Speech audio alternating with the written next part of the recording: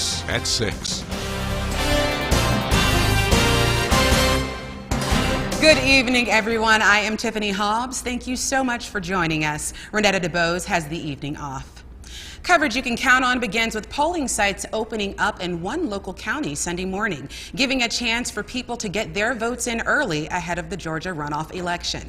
News Channel 6's Bria Smith spoke to voters. And if you can get out and stand in line to wait to get in the club, you can stand in line to make a change in your life. With just over 1 week until runoff election day in Georgia, people are out at the polls making sure their vote is in. When you're talking about the grassroots, the local elections, those are the people that you can really have a lot of effect on. And if you want things to be different, then it's important for you to get out there and to vote. People say they're voting for one reason. I want to be sure to vote for, the candidate of my choice. And some are glad to have another day where they get to vote. I figured the lines wouldn't be as long, then wait to December the 6th to try to come vote. Then you can see the line probably still out there in the highway somewhere. 4 locations in the Richmond County area opened up for early runoff voting, including the Municipal Building, Henry Brigham, Warren Road, and Robert Howard Community Centers. We just left church and come out here to vote. I'm not working, so I thought it'd be the best time for me to come by and vote to be sure that I did get my vote in. People feel they need to do their job voting so elected officials can do theirs. If we vote, maybe the change will come. Early voting continues until Friday. The runoff election takes place on Tuesday, December 6th. In Augusta, Bria Smith, WJBF, News Channel 6. In Richmond County, the ballot for December's runoff election will feature 2 races, the Senate race as well as the Richmond County School Board District 2. Early voting for those races continues tomorrow until Friday from 8:30 a.m. until 6 p.m. There are 4 locations open for voters: the Municipal Building, Henry Brigham, Warren Road, and Robert Howard Community Center. You can vote at any of those locations. Early voting is also set to begin tomorrow for the special election for the Georgia House District 129 seat. That seat became open after Wayne Howard's death in October. 4 people are currently running for that seat: Howard's brother, Carlton, along with Scott Chambers, Brad Owens, and Davis Green. If you do live in this district and want to vote early in this race, you can only cast your ballot early at the Municipal Building. Election day is set for December 20th. Early voting for the Georgia Senate runoff is set to begin tomorrow in Columbia County. There will be 2 locations open for those that wish to cast their ballot early. You can either go to the former Uchee Creek Library or Building G3 at Columbia County Government Complex on Ronald Reagan Drive. Polls are open from 8 a.m. until 6 p.m. on Friday. Chief Meteorologist Tim Miller joins us now with a first look at your forecast. Tim? Tiffany, happy Sunday. Happy Sunday. Here we are. Yeah, Thanksgiving weekend is just about over, right? So we just have a few more hours left. What I want to show you tonight is Live Viper 6. This is from earlier this morning. This is a loop of the rain and storms that moved on through, starting about 4 o'clock and pretty much done by noon. Then the skies cleared, and I'm telling you, we had ourselves just a lovely day today. Check this out. Almost 80 degrees. How about that? 79 our high. Average high is 66, started out this morning at 58. It was very warm and very muggy today, frankly, until the front finally moved on through. This is a pretty sight, our Terry Lambert Hyundai Skyview cam right outside Bush Field. You'll notice Old Glory blowing in the breeze there. Pretty stiff wind out there. We have ourselves a lake wind advisory for all the counties shaded here in beige, if you will. This is until about midnight tonight. So still a little breezy throughout the nighttime hours, but after midnight, I think those winds will subside some. 68 still, though, at the airport. 70 in Waynesboro. Look at Louisville at 71. It's even warm up near the lake. 68 near McCormick. The winds, though, are from the southwest at 5-10 miles per hour. And again, I think we're going to continue on the breezy side.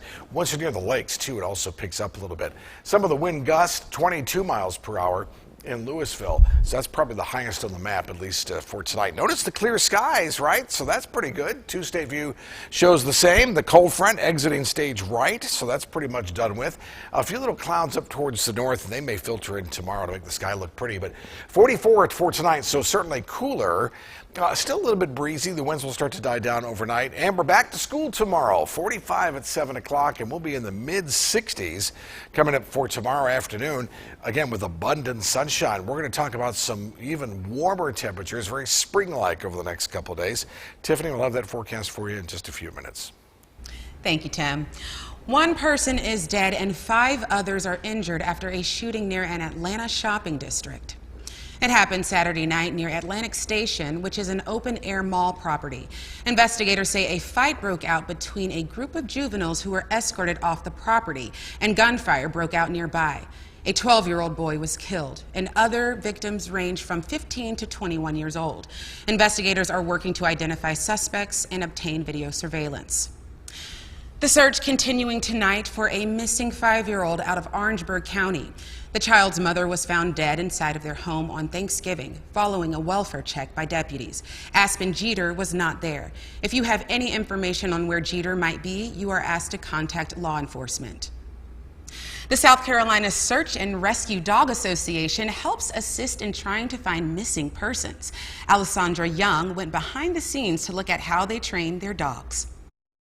The way Penny works is working with odor. The odors from our body, from decomposition. She smells the oil, and different parts of the body has the different smells. Penny and her handler, Mitch Henderson, search for human remains. One sniff, and she's off, with Henderson trailing behind. You know, we may go to North Carolina, we may stay here in Spartanburg, we may go to Greenville, just wherever we're needed. During training, Penny smells the ground searching for human body odor and sits to signal she finds what they're looking for. Henderson says the summer months are the peak time they're called for assistance because of missing hikers. We have to have law enforcement or emergency management to call us out. Penny can be searching for bones, blood, tissue, or even a tooth. You know, it can take anywhere from 15 or 20 minutes to a couple hours. Not all of the SC search and rescue dogs are trained on locating the deceased. Some specialize in searching for the living. SC starters out here in environments like this one, training their dogs multiple times a month.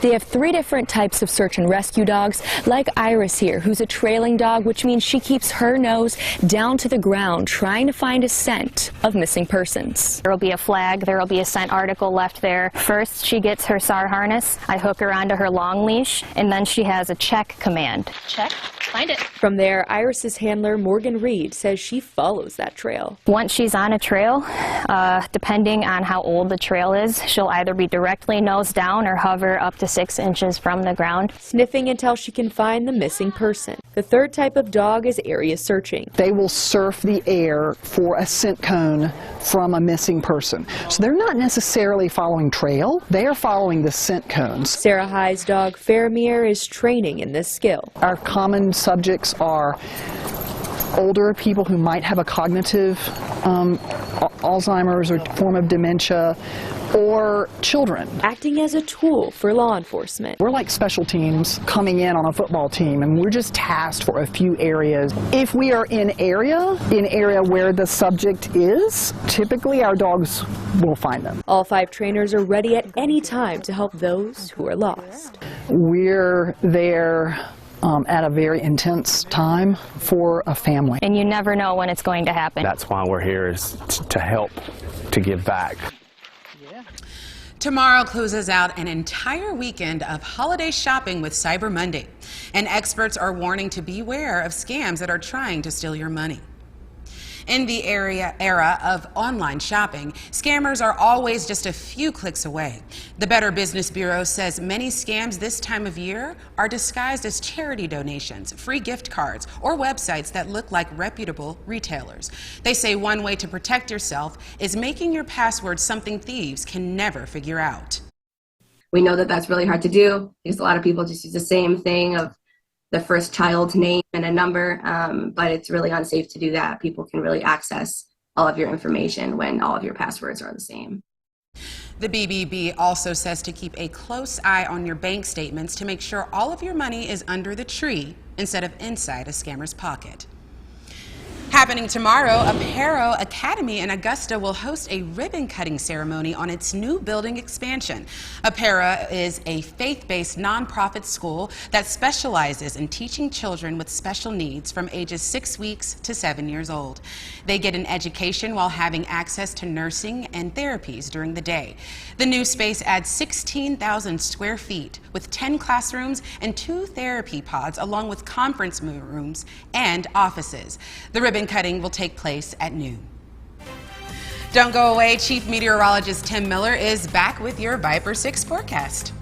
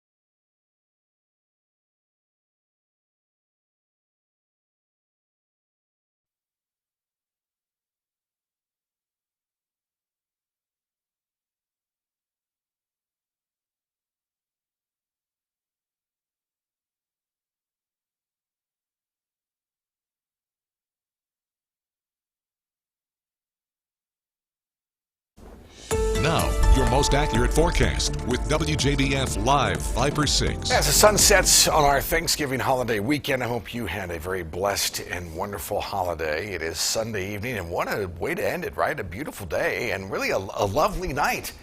68 degrees, our current temperature. Check out that wind, west at 14 miles per hour. So it will be a little cooler. Cooler air will start to filter on in tonight. Once the wind settles down a little bit, the air will basically, in essence, stop mixing out. 43 degrees is the dew point, so that certainly is lower. Humidity at 40%. That's lower, too, than it was earlier. It's muggy today, but it felt great, pushing near 80 degrees, right? Well, we have ourselves a marvelous Monday headed our way. Sunny and pleasant conditions. Almost spring-like warmth, really, frankly, 67 to about 70 degrees over the next couple days. Rain and storms come in by Wednesday, and we'll cool it off by the time we get to Thursday. So there goes the cold front that came through earlier. Cooler air filtering behind this system. And again, I say cooler air. It certainly will be cooler than 80 degrees today, but still in all not bad. Here we are, the New England getting slammed again. Last time they had snow, this time it's rain. So I can only imagine what a mess that is in parts of New York State into Maine. Check it out. It's fairly mild. Goodness, 55 degrees, New York City, 52 Pittsburgh. The cold air is, again, out towards the west. We've been fairly nice and relatively mild. As far as the tropics are concerned, we're just a few days away from putting a bow on this and calling it a day here for the tropical season for sure, and nothing to expect in the next 48 hours. Is, again, November 30th is the last day of hurricane season. So 11 o'clock tonight pretty much matches the satellite view. We saw the cold front off towards the west. We have clear skies. Winds will start to die down a little bit. All in all, beautiful conditions for your Monday. Great. Here comes high pressure rapidly dancing its way towards us for Monday night. Tuesday's looking great, but you'll notice the clouds out towards the west. Those are the clouds that will start filtering on in. Notice the band of showers by Wednesday night, or rather Tuesday night. That will be here by Wednesday, and that's what we'll have to deal with, some scattered showers and storms actually for Wednesday. 67 tomorrow, 69 Tuesday, as warm as 72 on Wednesday. Then the next front comes through. That one will have a lot more punch. We're into the 50s for highs for Thursday and Friday, but then boom, right again towards the weekend. My feeling is the winds will shift again, and we're back to the upper 60s to around 70 degrees. No wonder why we're all sniffly, right? Rain chances, goose egg tomorrow and Tuesday, 60% Wednesday with that next system, and right now going to keep Thursday through the weekend looking rather dry. Clear, rather breezy tonight, at least through about midnight or so. We'll see temperatures into the mid-40s. Tomorrow, what a beautiful day. Sunny, pleasant, 67 degrees will be our high temperature for tomorrow. And 10-day forecast is looking nice through Wednesday. 72 degrees on Wednesday, mid to upper 50s for Thursday and Friday. And then we're back to 60s and 70s again. So that's not a bad forecast, Tiffany. Not bad at all. Yeah. I'm loving this warm weather right now. I'm with you on that. Coming up, hospitals and urgent care centers across the country are bracing for a post-Thanksgiving triple-demic threat of COVID, RSV, and the flu. A closer look next.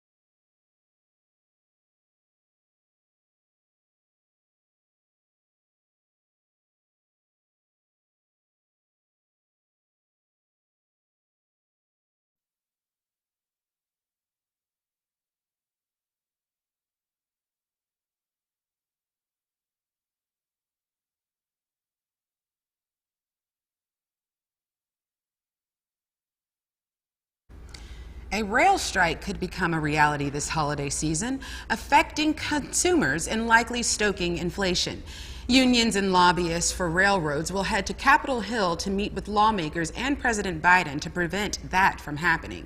4 of the 12 unions have voted against a tentative deal. Congress can block a strike or order union members back to work once a strike begins.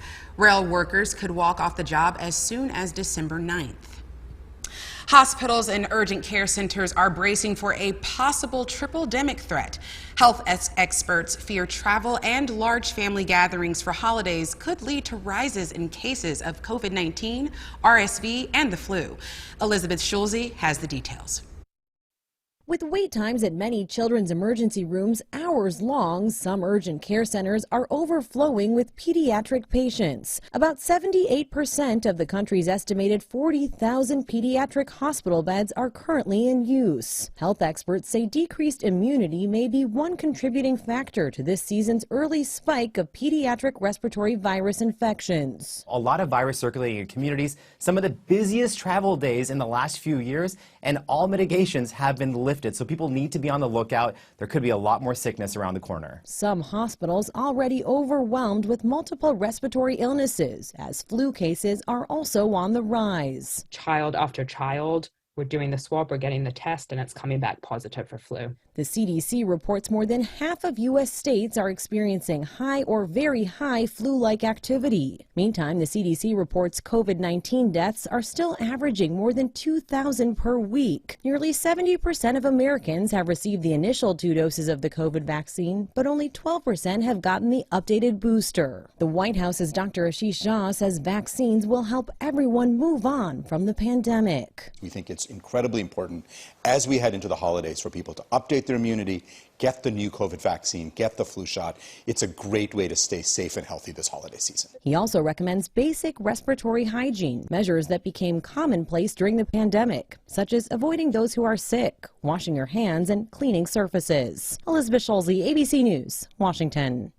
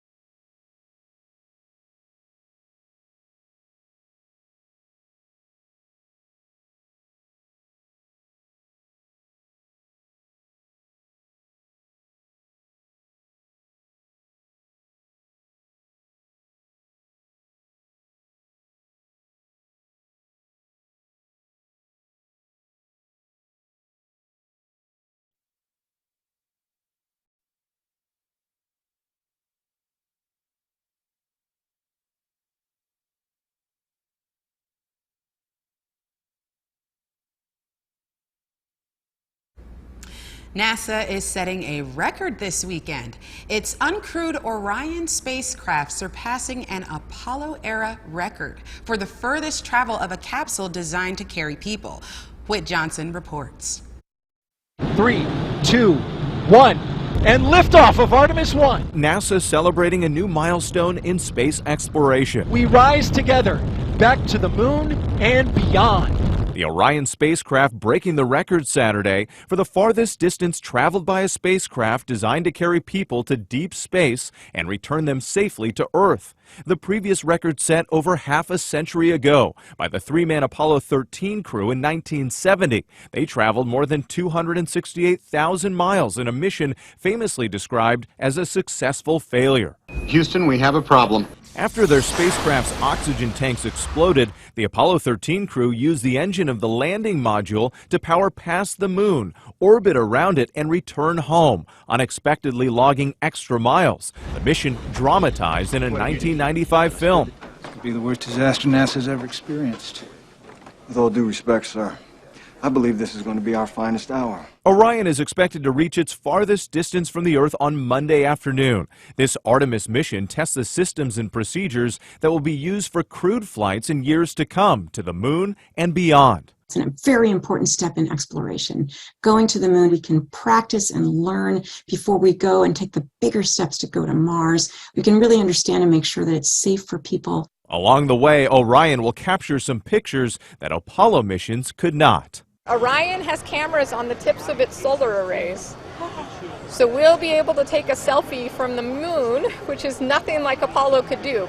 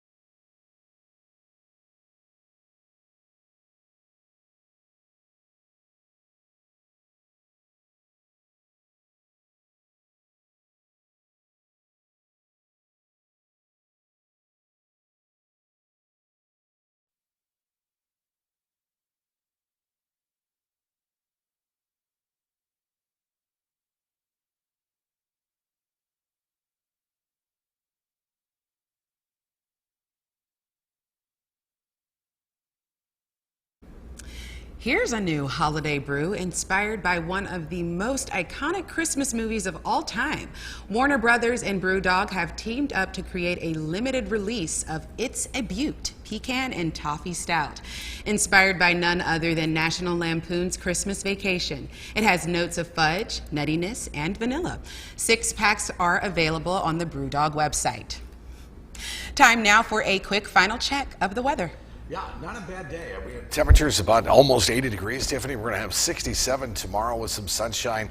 Continue those nice temperatures for Tuesday, but Wednesday, yeah, it'll be warm, but we'll throw in some scattered showers and storms, and then turning cooler for Thursday and Friday. Not a bad forecast, actually.